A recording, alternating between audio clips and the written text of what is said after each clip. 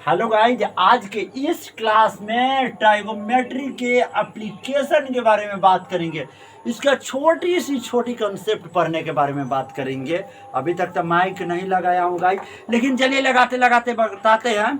से आप त्रिकोणमिति को पढ़ चुके होइएगा। इसको हम लोग बोलते हैं ट्राइगोमेट्री। इसमें आप sine theta, cos theta, cot theta आदि के बारे में पढ़े होइएगा। सही है गलत? चैप्टर नंबर 8 में। उसके बाद आपको बता दें कि एप्लीकेशन का मतलब होता है लैंग्वेज वाले क्वेश्चन, अनुप्रयोग से इस त्रिकोणमिति के कहाँ कहाँ यूज होते हैं इसके बेस पे। आखिर इस त्रिकोणमिति तीन कोणों की माप की आपको जानकारी क्लास चैप्टर नंबर 8 में हो चुका है, क्लास 10th का ही। अब यहाँ पर जो आपको देखना है ना, वह त्रिकोणमिति के अनुप्रयोग के बारे में देखना है। मतलब हम आपको कह दे कि इसके अंदर भाषाएं वाले क्वेश्चन बनाए जाते हैं, तो आप क्या कहेंगे गाइज? कहेंगे बिल्कुल सर, भाषा वाला क्वेश्चन बनाए जाते हैं। तो आइए समय गवाए हुए इसके कंसेप्ट को जानते हैं। सबसे पहले मैं आपको बता दें, एक खड़ी लाइन होती है। क्या होती है? खड़ी लाइन। और खड़ी लाइन में हमेशा गाइज ना ऊंचाई होता है। ये बात को ध्यान में रखिएगा। क्या होता है? ऊंचाई। और पृथ्वी तल के समान, पृथ्वी तल के समान मतलब पर जमीन पर बना हुआ कोई भी बिंदु होगा ना, वो हमेशा आपको दूरी बताएगा। याद रखिएगा, पृथ्वी तल में मापी गई सारी दूरियां बनती है। और तिरछा जो बनेगी ना रेखा, जिसे हम लोग परी रेखा कहते हैं, ये आपको हमेशा लंबाई को बताएगा। तो आपको तीन गो चीज तो जानना है, एक हाइट, एक डिस्टेंस और एक लेंथ, मिलकर एक समकोण त्रिभुज का निर्माण कर देते हैं। ठीक है? उसके बाद आप जानते हैं, एक खड़ी रेखा और एक सूती रेखा के बीच में हमेशा 90 डिग्री का कोण बनते हैं। और इतना भी पता होगा, लंबाई हमेशा कर्ण कहलाएगा। ये भी बात को ध्यान में रखिएगा। ठीक है? और दूरी हमेशा ये डिपेंड करता है कि आखिर न्यून कौन है। यदि ये वाला न्यून कोण है तो इसके सामने वाला ये आपका लंब हो जाएगा और ये आपका आधार हो जाएगा। इस चीज को जानकारी तो आपको पहले से है ही। यदि आप इसको न्यून कोण मानते हैं तो ये वाला आपका लंब हो जाएगा और ये वाला आपको आधार हो जाएगा। तो आपका न्यून कोण के बेस पर डिपेंड करता है कि लंब कौन होगा और आधार कौन होगा। हम आपको बता दें कि ऐसे समकोण त्रिभुज के भुजा और कोण ज्ञात होने पर हम लोग अनेक सारे भुजा को क्या कर सकते हैं? ज्ञात कर सकते हैं। आपकी क्वेश्चन में गाइज थीटा का मान, उन्नयन कोण, अवनमन कोण इतना डिग्री है, इतना डिग्री है। यदि एक भुजा की दूरी इतना है तो दूरी कहेगा तो नीचे लिखिएगा। फिर जो निकालना होगा उसको रिलेट करके उससे संबंधित कुछ फॉर्मूलाज होते हैं, उसको आपको लगाना है और उसको हल करना है। ये कंसेप्ट सीख गए। उसके बाद मैं आपको और बता दूं कि शेष भुजा और कोण जितने भी होते हैं त्रिकोणमिति अनुपात को आप इसकी मदद से सारी भुजा ज्ञात कर सकते हैं। इस त्रिकोणमिति के अनुप्रयोग में हम लोग ब्रिज का इस्तेमाल कर सकते हैं। एक ब्रिज जिसमें एक ऊंचाई होता है, एक मीनार टावर जिसमें ऊंचाई होता है, उसका इस्तेमाल कर सकते हैं। एक दीवार मतलब एक छत वाली घर मतलब हाउस का, बिल्डिंग का इस्तेमाल कर सकते हैं, जिसमें क्या होता है? ऊंचाई होता है। ये त्रिकोणमिति, क्योंकि ब्रिज के अंदर ऊंचाई होता है। ठीक है ना? और जितना सारी ऊंचाई वाले चीज होते हैं, मतलब कहने का मतलब लंब वाले चीज या आधार वाले चीज, हम सब लोग उसको मिलकर त्रिकोणमिति के अनुप्रयोग में उसका यूज करते हैं। इसी के साथ अगर जो मान लीजिए कोई नदियाँ होगा, जैसे कि ये आपका चौराई, तो दूरी को भी हम लोग क्या बोलते हैं? चौराई। अगर जो बीचों बीच नदियाँ है, दोनों ओर सड़क है, तो उसके बीच के चौराई ज्ञात करना होगा। तो चौराई का मतलब आपको समझना चाहिए क्या होता है? दूरी होता है। चौराई कहेगा तो दूरी लिखिएगा। जैसे कि मान लीजिए कहा कि 20 मीटर चौराई है, इसका मतलब आधार में आपको दूरी दिया है कितना मीटर? 20 मीटर दिया है। इसके लिए बहुत सारे ऊंचाइयां और दूरियां ज्ञात किए जाएंगे और त्रिकोणमिति के महत्वपूर्ण और अनुप्रयोग के बारे में हम लोग पढ़ेंगे। और ऐसे क्वेश्चन को लगभग ऑलमोस्ट जो हम लोग प्रयोग करते हैं ऊंचाई ज्ञात करने के लिए करते हैं, नहीं तो दूरी ज्ञात। यदि आपके प्रश्न में कोई चीज दिया हो और आपको बोलो कि हाइट निकालना है, डिस्टेंस निकालना है, तो ऐसी मोड में आप त्रिकोणमिति के अनुप्रयोग के बारे में पढ़ेंगे। इसमें ऑब्जेक्टिव 3-4 को आते हैं गाइज, और 5 मार्क्स का एक क्वेश्चन और 2 मार्क्स कितना हो गया जोड़ लीजिए, समथिंग ऑलमोस्ट 10 मार्क्स का क्वेश्चन। और एक छोटी सी एक्सरसाइज में केवल 9.1 में, इससे बाहर कोई एक्सरसाइज नहीं, लेकिन क्वेश्चन उसमें ना थोड़ा हायर लेवल का है।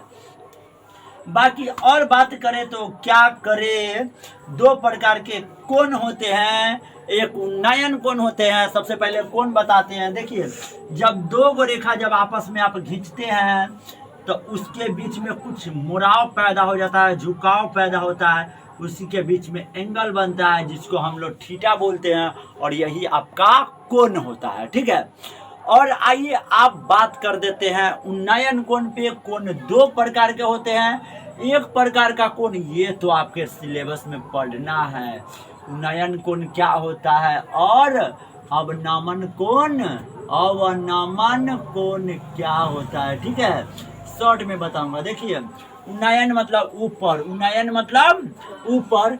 जब कोई व्यक्ति नीचे से कहाँ देखे, ऊपर देखे, तब बनेगा उन्नयन कोण। जस्ट उसका उल्टा, जब कोई व्यक्ति ऊपर से कहाँ देखे, नीचे देखे, तो ऐसे स्थिति में अवनमन कोण।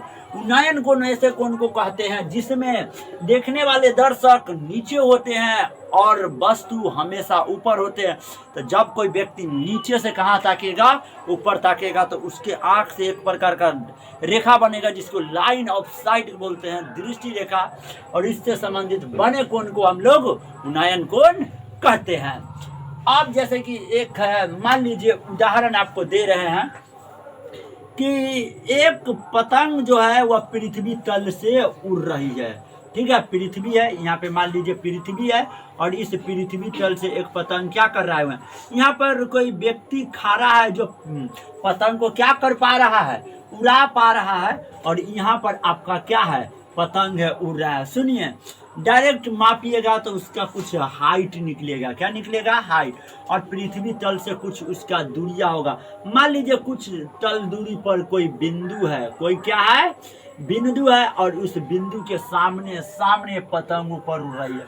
तो ये आदमी मतलब पर्यवेक्षक, आदमी मतलब पर्यवेक्षक का मतलब देखने वाला, जब आप अपना प्यारा सा आँख से देखेगा इस पतंग को, तो एकरा नजरिया से एक प्रकार का रेखा बनेगा जिसको हम लोग बोलते हैं दृष्टि रेखा।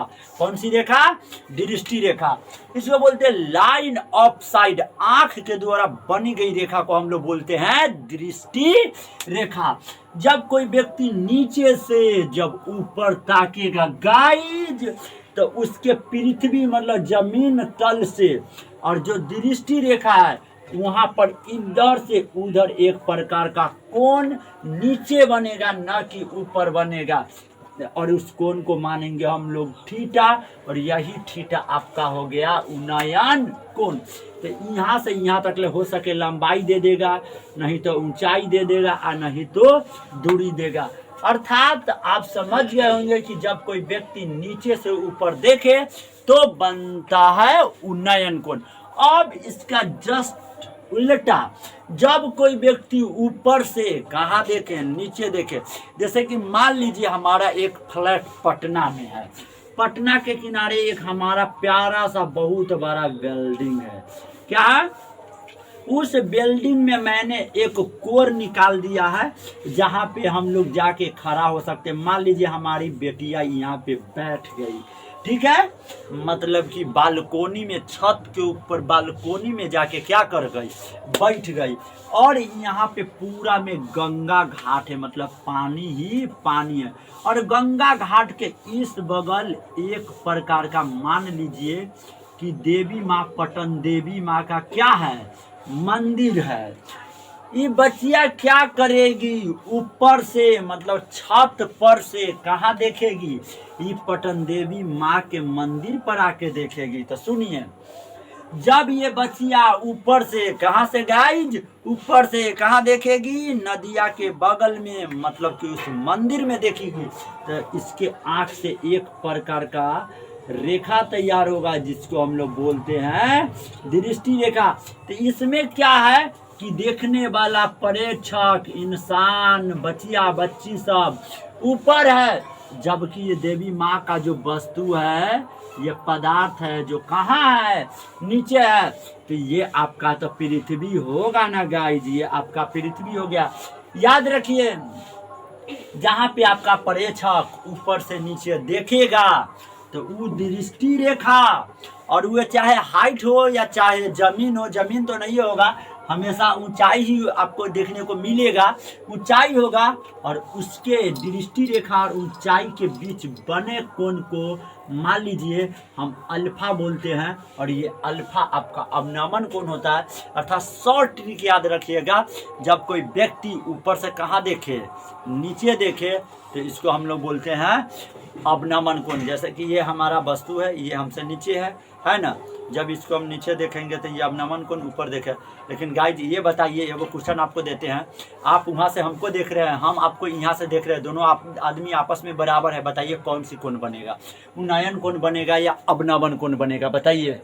आइए जानते हैं ओरिजेंटल प्लेन होता क्या है। ठीक है, ओरिजेंटल प्लेन कहने का मतलब क्षैतिज तल। देखिए, मान लीजिए ये आपका एक प्रकार का प्लेन है, और इसके पृथ्वी में एक प्रकार का समांतर रेखा है जिसके बीच की दूरी हमेशा बराबर हो। तो इस प्रकार के बने तल को ना हम लोग क्षैतिज तल कहते हैं, और ये पृथ्वी में सूती हुई रेखा होती है।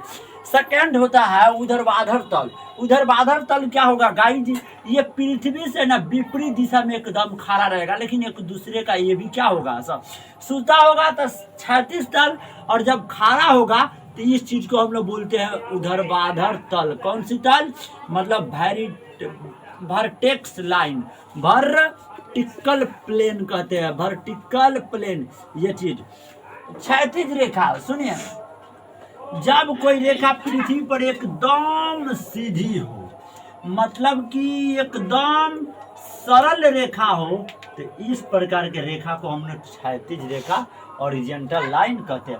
अब दृष्टि रेखा, सुनिए, जब आप देखने वाले होते हैं, मतलब जब आप पर्यवेक्षक होते हैं, ठीक है, और जब आप कोई वस्तु को क्या करते हैं, मान लीजिए कि यहाँ पर मलाई रखा हुआ है, और मलाई एक प्रकार का क्या है, वस्तु है। जब आप अपना आँख से, ब्लैक वाला आँख से, काली काली दिल से जब इसको आप देखिएगा तो एक प्रकार का रेखा बनेगा। हो सकता है डायरेक्ट काली रेखा बने, हो सकता है डॉट डॉट का लाइन बने, ये आपको ऊपर डिपेंड। अगर जो आपको आँख में रतौंधी का प्रॉब्लम चल रहा है तो ये डॉट डॉट बनेगा। यदि आप हमारे जैसे सूझिया बुझिया लोग हैं तो आपको काली रेखा बनेगा। इस रेखा को ही हम लोग बोलते हैं दृष्टि रेखा। इसके बाद कुछ और बात कहते हैं हम, याद रखिएगा, उन्नयन कोण अवनमन कोण के हमेशा बराबर होते हैं। उन्नयन कोण और अवनमन कोण याद रखिएगा हमेशा पृथ्वी तल के साथ, मतलब क्षैतिज तल के साथ अपनी सरल रेखा बनाती है या साथ में रहती। तीसरी पॉइंट है, प्रश्न हल करते समय यदि आप क्वेश्चन बनाते हैं तो दर्शक को एक बिंदु से, मतलब देखने वाला को एक पॉइंट से तथा वस्तु के एक बिंदु या एक रेखाखंड से स्थिति के अनुसार व्यक्त करते हैं कि डॉट डॉट सी लाइन होगा या ब्लैक लाइंस होगा, ये इसके अकॉर्डिंग। बाकी एक ना चीज़ सिखा दे आपको, बाकी टाइम तो कुछ ज़्यादा हो रहा है, इसी के साथ मैं मिटाऊंगा, लेकिन याद रखिए कुछ चीज़ मैं बोलूँ, याद रखोगे ना आप लोग, बोलो तो। पंडित बद्री प्रसाद बोले हरे हरे, सोना चांदी तोल, सोना चांदी तोल। गाइड नहीं समझा आप लोग, मैंने क्या कह दिया, आओ दिखाते हैं कहने का अर्थ क्या हुआ, सेंसेशन माइंड। बद्री पंडित प्रसाद बोले हरे हरे, पी से पंडित, बी से बदरी, पी से प्रसाद, एच से हरे, बी से बोले। पंडित बद्री प्रसाद बोले हरे हरे, बोले सोना दे चांदी दे तोल दे। एस से सौ, सी से चांदी, टी से तोल दे। पंडित बद्री प्रसाद हरे हरे बोल, सोना चांदी तोल। इसका अर्थ ये हो गया गाइज, एस बताएगा साइन थीटा को, सी बताएगा कॉस थीटा को, टी बताएगा टैन थीटा को, पी बताएगा परपेंडिकुलर को, एच बताएगा हाइपोटेन्यूज को, बी बताएगा आधार को। हमारा फॉर्मूला तैयार हो गया। साइन थीटा बराबर लंब बटा कर्ण, कॉस थीटा बराबर आधार बटा कर्ण, टैन थीटा बराबर लंब बटा आधार। ये फॉर्मूला गाइज कैसा लगा बताइए।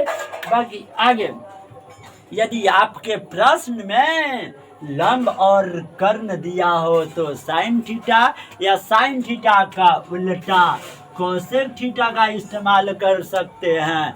अगर ये आपको कॉस थीटा दिया हो तो इसका उल्टा में सेक थीटा का भी क्या कर सकते हैं इस्तेमाल, यदि आधार और कर्ण आपको दिया हो। यदि लंब और आधार दिया हो, चाहे आधार और लंब दिया हो, तो टैन थीटा का उल्टा कॉट थीटा का इस्तेमाल करते। इसी के साथ त्रिकोणमिति के अनुप्रयोग के ढेर सारी कंसेप्ट क्या होता है खत्म होता है। लेकिन हम आपको कहना चाहेंगे कि आपको थोड़ा थोड़ा मान सारणी याद होना चाहिए। आइए उसका भी रिवीजन करिए लेते हैं। आप जानते हैं कि 0 degree, 30 degree, 45 degree, 60 degree and 90 degree ये आपका थीटा होता है। और इस थीटा में सब मान होता है। हमको पटापट झटाझट याद है गाइज। साइन थीटा एगो लिख लेते हैं, और साइन थीटा के बाद एगो कॉस थीटा लिख लेते हैं, सब न लिखेंगे, और एगो टैन थीटा। ये तीनों गाइज ना हमको याद हो गया, मतलब टोटल 6 का 6 याद होगा। कुछ लर्न चलिए देखिए देखिए देखिए देखिए बहुत हल्का। साइन 0 0 पहला, साइन 30 हाफ, 0 से तनका जाइएगा तो आधे ना होगा, आधा से तनका जाइएगा तो तिहाई होगा, मतलब 1 तो होगा और रूट में 2 घुस जाएगा। उसके बाद जाइएगा तो 1.5 होगा, 1 के बाद ये ना होगा 1.5, 1.5 पे √3/2। और साइन 90 के बाद कितना होता है 1 होता है। जस्ट आप इसको पलटते हैं तो बन जाएगा cos 0 1, cos 30 √3/2, cos 45 का मान सेम होता है याद रखिएगा। साइन 45 डिग्री, cos 45 डिग्री 1/√2, और 30 60 में जाएगा 1/2, और cos 90 डिग्री का मान 0 होता है। आप इसको अकॉर्डिंग उल्टा निकाल सकते हैं। 1 का उल्टा इनफाइनाइट, 1 का उल्टा 1 मतलब 0 है, 0 का कुछ नहीं तो 1 का उल्टा करोगे तो 1 ऊपर चल जाएगा, 0 नीचे आ जाएगा, मतलब बटा के नीचे 0 आ गया। इसका मतलब ये हो गया, ये इनफाइनाइट बन गया। मतलब साइन का उल्टा कोसेक, 0 डिग्री का मान इनफाइनाइट हो गया। ठीक है, खाली उल्टा। मान लीजिए अगर उल्टा पूछेगा तो √2 आपका ऊपर चला जाएगा, 1 नीचे आ जाएगा। आप समझ पा रहे हैं कि हम कहना क्या चाहते हैं। ठीक है, जैसे कि 1 है तो 1 के उल्टा, 1 के बटा के नीचे कुछ नहीं तो 1 के पलटिएगा तो 1 ऊपर, 1 अर्थात 1 के ना होगा। याद रखिएगा 1 का ना अपोजिट 1 ही होता है। मतलब कोसेक थीटा के 90 डिग्री के वैल्यू हम पूछेंगे तो भी कितना होगा 1। टैन बहुत आसान है, टैन 0 इनफाइनाइट नहीं, टैन 0 0 होता है। टैन 30 ना बटा में होगा 3 के साथ, 2 वही में नहीं होता है कभी नहीं। 45 1 हो जाता है, और टैन 60 ना 30 से बन जाता है, 1 हटा दीजिए √30 में हो जाएगा। और टैन ना 90 इनफाइनाइट होता है। ये बात थोड़ा थोड़ा आपको पता भी होगा। इसी के साथ टोटल एग्जाम्पल मतलब कि आगे बना सकते हैं। ये सब बहुत आसान रहा, बाकी आगे आते हैं।